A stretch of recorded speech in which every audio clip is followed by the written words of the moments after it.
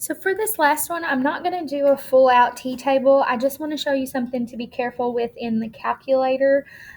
This negative sign always is tricky, especially when we're plugging in a negative, because we've been kind of conditioned to think a negative plugged into a negative turns this positive, when in reality for this problem, because it has that exponent, that doesn't happen.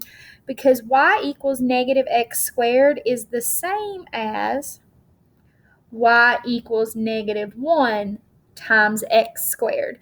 So that squared only applies to the x and not the negative sign. So I'm going to do some non-calculator work just to prove to you that what I'm telling you is correct.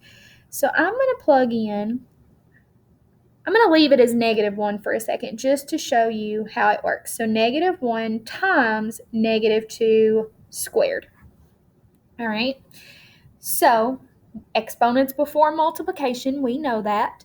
So negative 2 squared, squared means multiply it by itself, so negative 2 times negative 2, that does turn into a positive. That's a positive 4, but then we turn around and we multiply it by negative 1, which makes it negative 4. So instead of there just being these two negatives, which would turn positive, there's actually a hidden negative, because you have two negatives inside that parenthesis with the squared.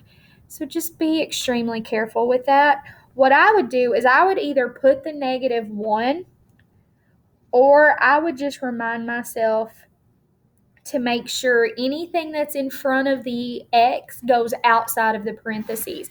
Like up in number 1, the 2 was in front of the x, it went outside the parentheses because multiplication has to come after exponents. Same thing here.